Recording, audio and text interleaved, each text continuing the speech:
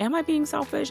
How can I see the other person's perspective to understand someone else's point of view in a way that makes them feel seen, makes them feel heard, while at the same time owning your own voice and showing up for yourself as well? Welcome back to another episode of The Leader Within. Today, I'm excited to introduce Trish Lindo, a personal branding architect, LinkedIn strategist, and CEO/founder of Too Ambitious Consulting.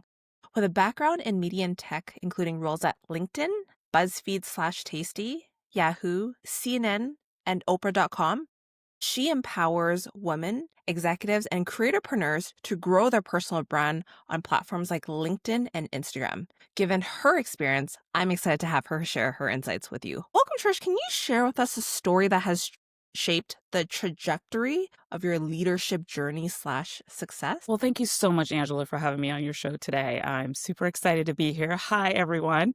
My leadership journey started, like many others, right after college. So I moved to Los Angeles with like $200 in my pocket to pursue my career in media. And I didn't really know which direction I wanted to go. And I think that what I also realized at a very early age, I was like 23 or so, is that for a woman like me or someone who looks like me, you don't really get people who are willing to lead you or to sort of help you, especially in those earlier career years when you don't really know. You're just kind of getting outside of your parents' house. You're trying to figure out like what's next and having one take me under their wing. But what I was grateful for was I did have a lot of great people surrounding me. I worked with a lot of people who had integrity, who led with empathy, who were willing to share their knowledge. And I was like a sponge. I just absorbed all of that. And I put that into my leadership basket for when I became a leader as well, which wasn't until maybe like 8 years or so into my journey. So the leadership path, as we know, is never linear, and we all bring something a little bit different to the mantle of leadership. But I think that we can say that a lot of our experiences shape how we lead. I'm sure you will have stories from your perspective of what it means to be a leader and how you lead. And so for me, media was a background that you kind of hit the ground running. You didn't ask questions. You didn't push back. You worked until they told you to stop. And so, there wasn't a lot of boundaries there. So I had to learn a lot of that as I sort of started kind of, working on my leadership skills. Appreciate you sharing that story. And I wanted to double click into the part where you mentioned you had to learn how to develop the boundaries.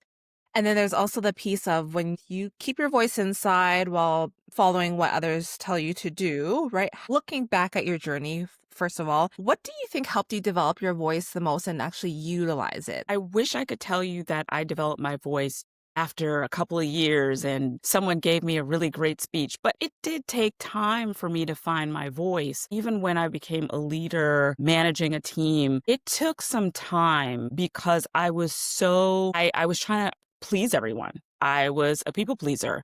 I did not have my own voice. I didn't know how to listen to my own voice. And that, I think, is the hardest part. And I think, too, as a woman, especially when you're in industries that are very front facing, when we talk media and tech, where, it's all about achievement and how to succeed at any cost, women don't really have that sort of opportunity to, speak up, share what they have to say without some sort of either made to be feel less than or not being taken seriously, the many of lists that are out there.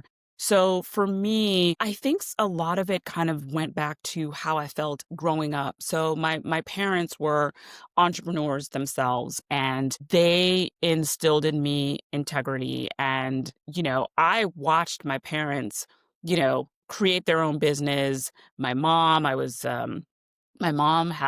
4 children, and it wasn't easy. So I watched them and how they sort of like took care of people, how they responded to people. They talked to people with care, how they managed their meetings. And I took a lot of that from my toolbox. Some people that I worked with in media, Like I said before, a lot of them, had those qualities that I was really intrigued by.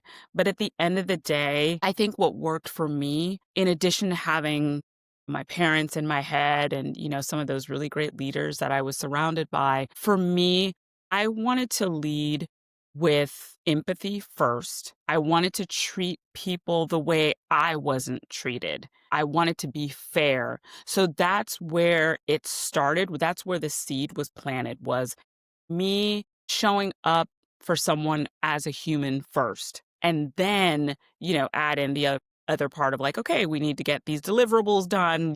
We do our one-on-ones and that sort of thing. So that's where it kind of worked for me up until a certain point. And then I had to start actually leading, because leading with empathy is a really great thing. But then you also have to achieve those goals. You have to hit those markers, especially when we're talking about tech and media. It's all about setting those goals and hitting them, over indexing in a lot of ways. That's one of the most hardest parts of leading, is both having that human focus and actually creating a high achieving teams. And I think boundaries has a part to do with that, from what I've noticed, in a sense that you got to learn what you say yes and no to.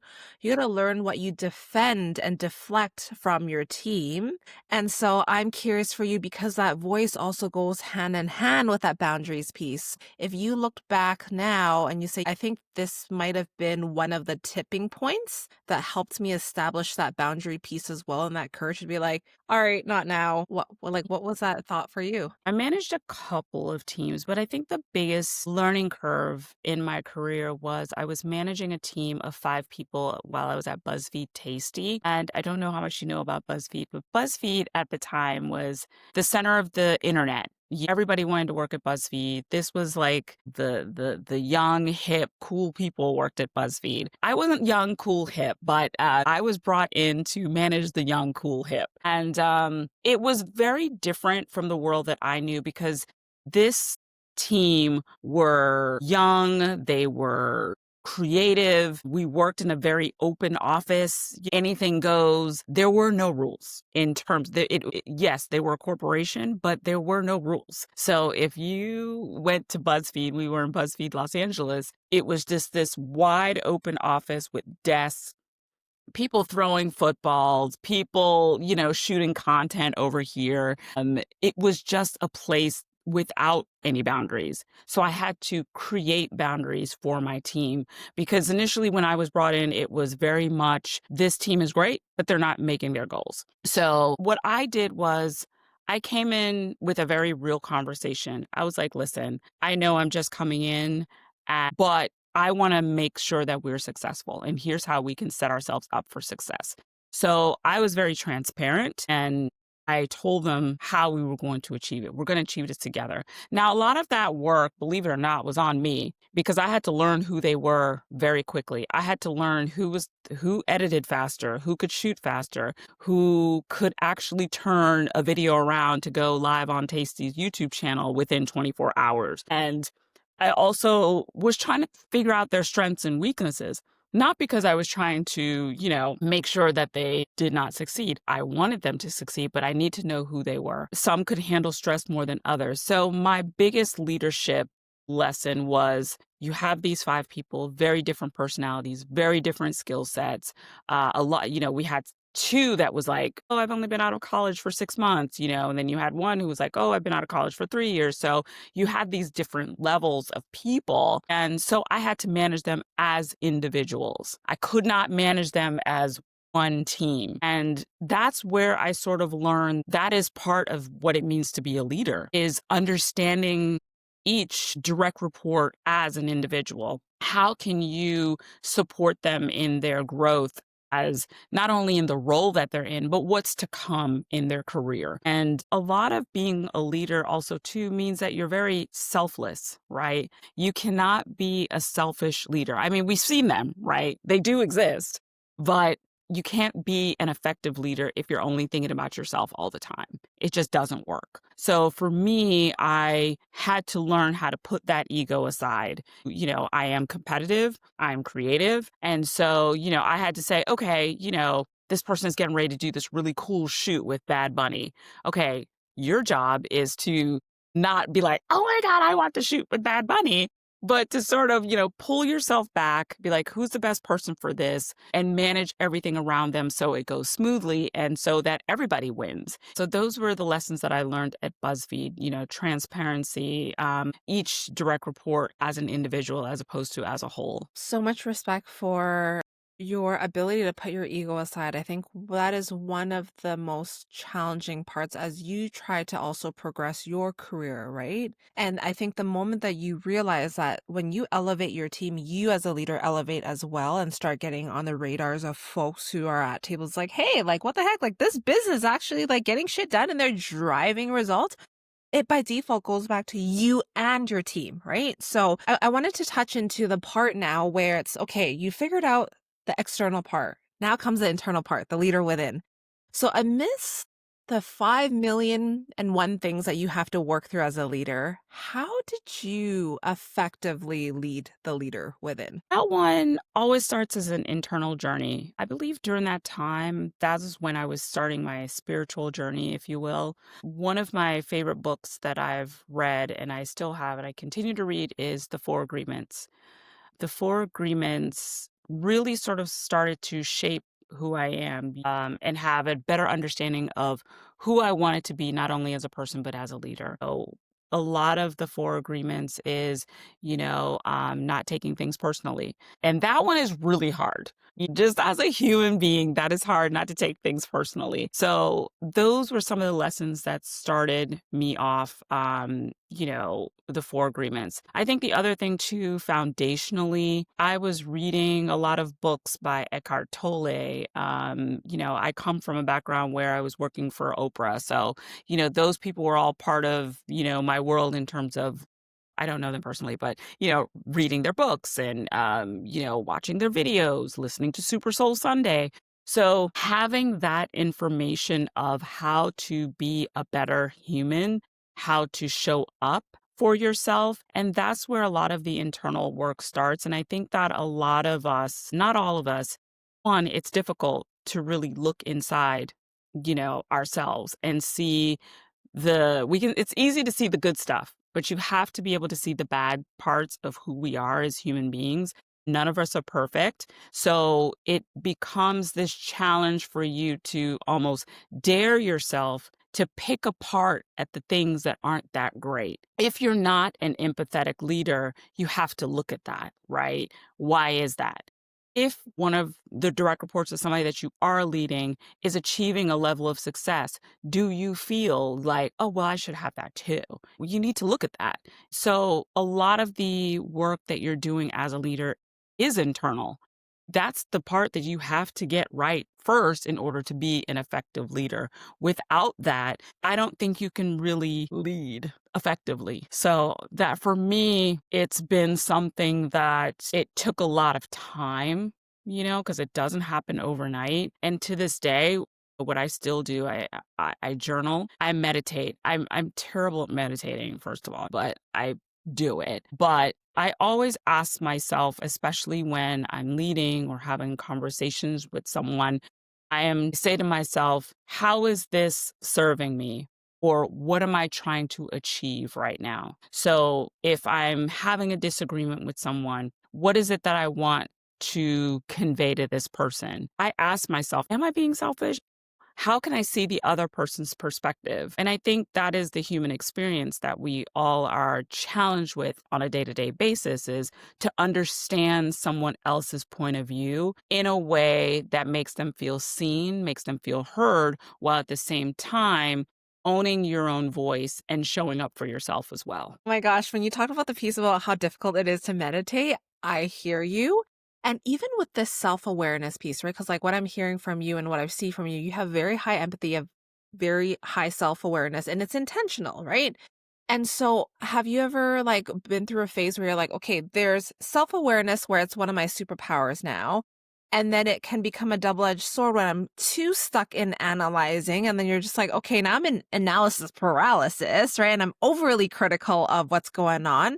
But sometimes maybe it is better to err on that side than just be like, my poop don't stink, right? Like that type, right? Extremes can be harmful, but just curious for you, like, how did you ensure that you were being fair in how you were analyzing, but not stuck there and overly critical? Yeah, and that's a difficult one. And I'll be perfectly honest, I fail at it many, many times. I think as I moved into tech, I realized that I can't be too far in the empathetic space because tech challenged me in a lot of ways. Because at the end of the day, no one really cared. You need to deliver. You moved at a fast pace. You had, several balls in the air. I think in tech, one of the things that was said all the time, especially at when I was at LinkedIn, was you're building the plane while flying it. So that was what we led with. So you realize that you didn't really have a lot of time to sort of build empathy and that sort of thing because you hit the ground running. You had to go, go, go, and to achieve that.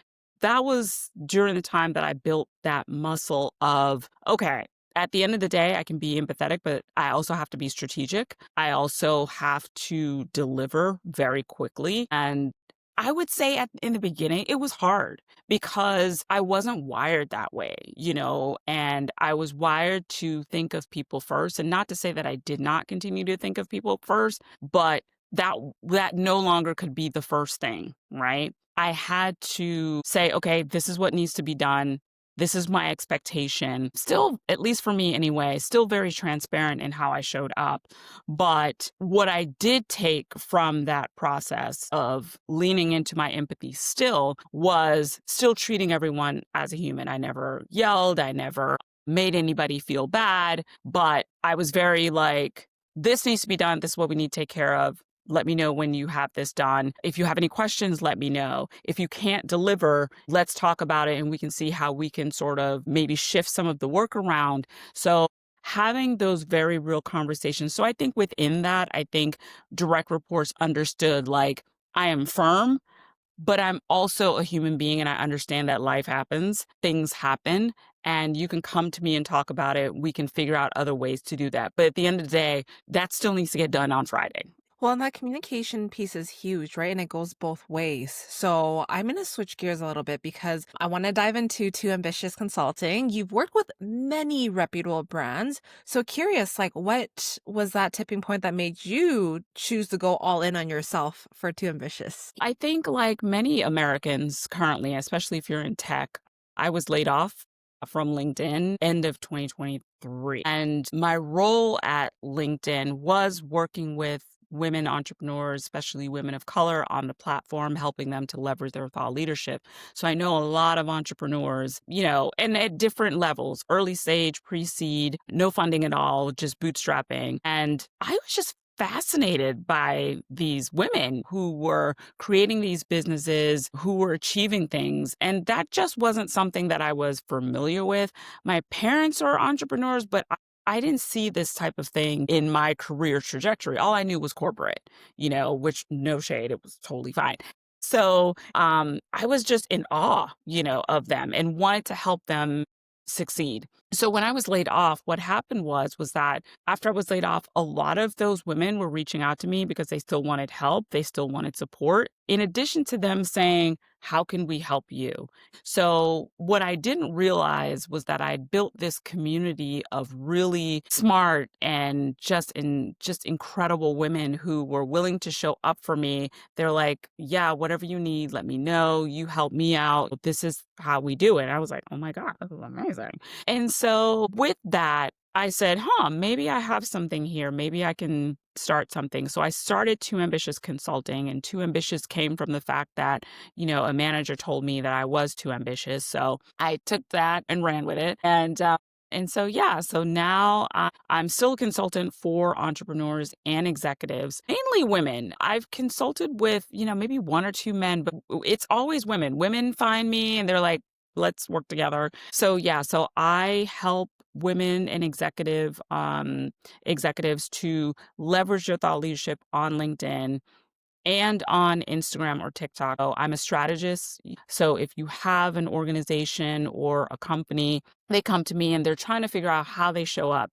And so, I tell them, hey, obviously LinkedIn is a really great place if you're a professional, but maybe you don't need to be on TikTok. Maybe you don't need to be on Instagram. Maybe you need to be on Pinterest, because I have that level of understanding of the various social platforms and what they can provide to a business owner. So that's where I bring my expertise. And, it seems to work for a lot of people. And I enjoy it because I still get to talk to so many incredible women who are just changing the world. And I love it. Well, I think that's pretty incredible and a huge testament to just the quality of relationships that you had, right?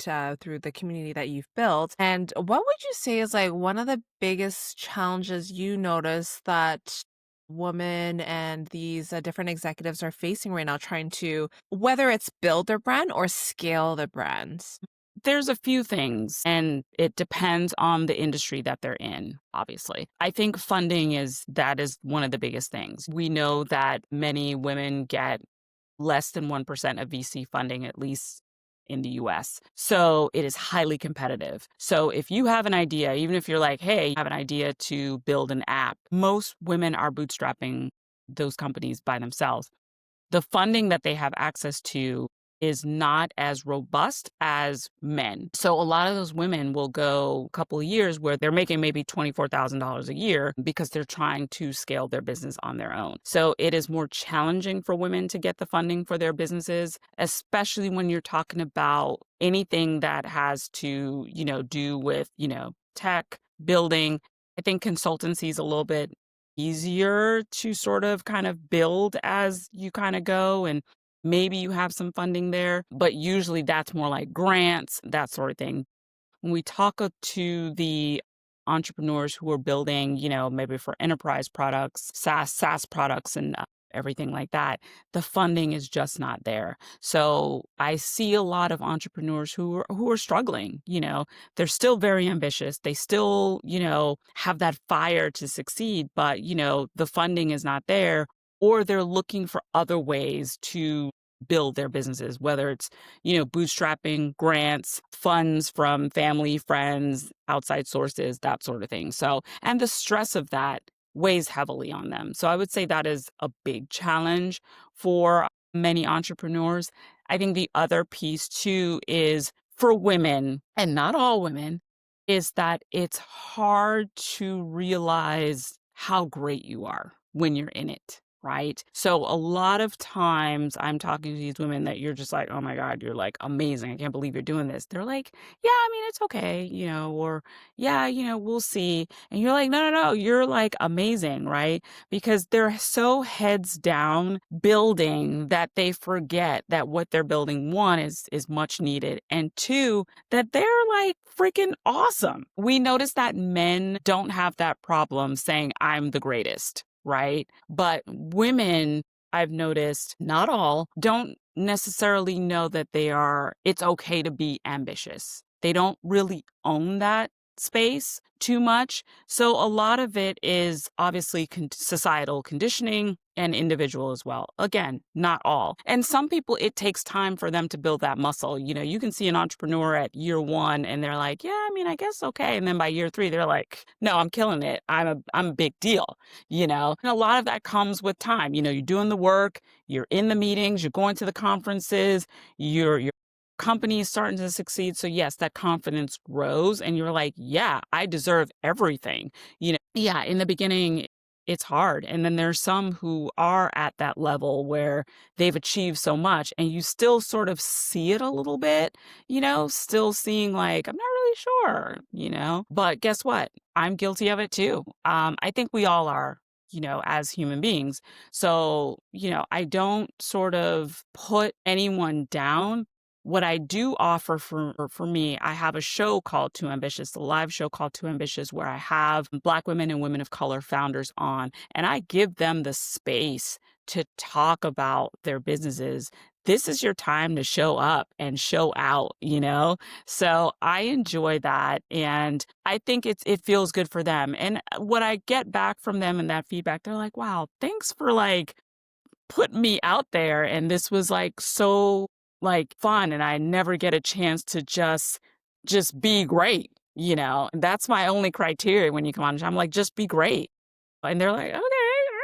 Cool. Oh, yeah. You're playing a really key role, by the way, in creating space. And I think sometimes I'm guilty of this where I need permission, right? It's like, even though I've been invited to the room, for some reason in my head, I'm like, I still need permission to speak out on something, right? And so by you creating these spaces, it's now slowly ingraining in them. It's like, you know what? Like, I've been told that I can. So then when's the next time that I step into another room? A reminder that I should or I can if I choose to, right? Speak on some of the great stuff that I'm accomplishing. And something that I wanted to dive into as well with you is when you're building a business, especially where you're a solopreneur or maybe you just have like two other folks helping you, whether it's on contract basis, whatever it may be. Sometimes I notice that these leaders are torn between, do I build my personal brand or do I build the business brand? Because capacity is very thin, right? Yeah. Given how much you have to do. So Yeah. for entrepreneurs who aren't really sure about the difference and see the value in doing one versus the other, what is a piece of advice or a question you might pose to them to get them thinking on the track that maybe will guide them to more clarity? Yeah, great question. And I think that there's a few different ways that I approach that. The first thing that I always start off with is understanding your why. Why do you want to build a personal brand and why do you want to show up on social media? I do want to say as well that if you are in business, social media is a non-negotiable. You don't get a chance to be like, yeah, that's not really what I want to do. No, that's what it is now. Now, you don't have to be on all the platforms, but pick one. Most people choose LinkedIn because that's where 1 billion people are on LinkedIn and all the Fortune 500 companies are there. So makes sense that you're there. So there's that. I think the other piece when you're building a brand, what I try to impart to entrepreneurs is to realize that your personal brand and your business are a one and the same. They're not two separate things because people will support you before they support the business. People know your name before they support your business. They say, "Oh yeah, I'm going to support Angela," because I love her. I love, something that she put out and I think it's great and I want to continue to support her. So it's one and the same. So I think one of the mistakes that I've noticed is that sometimes you think it's two separate things, but it's actually one and the same. Your personal brand is your business. It's super important. Now, where I do notice that a lot of entrepreneurs struggles, and I still struggle with it as well, is creating a sustainable strategy for them for how they show up. So I say, hey, decide how many times you can show up across social media. If you can only do once a week, do it once a week, but make it consistent. It just has to be sustainable. The other thing is that you can do is to create your content ahead of time. Take a weekend or, whatever free time that you have, take an hour and just create. Think about some of the things that you can share about you and your business. A lot of entrepreneurs have amazing calendars that are booked out months in advance. So you can write about an upcoming keynote speech. You can write about, hey, this amazing, incredible business opportunity that you have. You don't have to share all the details, but maybe share how you sort of come up with the idea or what you're thinking. So there's a lot of things there that a lot of entrepreneurs don't realize that they can share about themselves and how they think about business and building their business. And I think that it's hard when you're in it because you are busy, to your point, doing all the things all the time. But you have to sort of make that time. It is exhausting to do, but make it sustainable. And especially, I mean, we forget, especially if you have a family, maybe some of you are taking care of like elderly parents, you've got children, you got to get off to various schools and all that kind of stuff. It's hard. It's hard. Or maybe you have a full-time job and you also have your business. So it's a lot, but like anything else, whether you're scheduling, eating healthy, going to the gym, you've got to schedule your building of your personal brand and what that looks like. And you have to have an understanding of what that looks like for you. Every personal brand is different. And I think a lot of it is starting with your why. What is it that you're trying to achieve? What is it that you want to convey to your audience or community. We know community over everything, and then go from there. And the personal branding can evolve, right? Because you're evolving. None of us stays the same, so you're constantly evolving. You can make little tweaks and you keep going. You painted a really great picture of how the two intertwine. Because I think about folks like Gary Vaynerchuk, Alex Hormozy, even Vanessa Lau, right? Like they talk about, hey, like, you know what? Yes, sometimes you might put out a piece of content that is specific to serving your ICP as an example.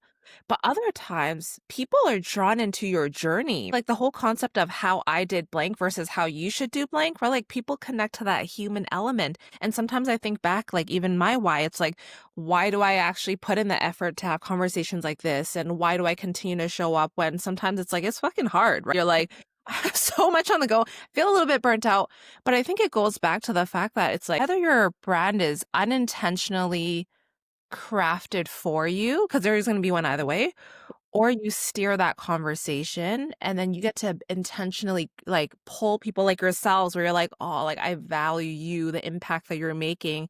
And then you move as a community forward. So I love that. And plus it's like, it's career proofing yourself because your business might crash, but you as an individual will probably move on to something else and people will follow you, right? Yeah, absolutely. And I think that also too, what I've noticed with a lot of entrepreneurs is realizing that the business and the brand, yes, is one and the same, but there's so many opportunities that you can get from building a sustainable personal brand, whether it's opportunity to write a book, whether it's an opportunity to get interviewed on a morning show, be a contestant on a reality show, which I've heard a couple people get asked to be on reality shows. And not to say that that's something that you want, but you get these opportunities. I follow a lot of people on social media who are solopreneurs and what I also call creatorpreneurs. And these are people who, yes, they have a business that they're scaling,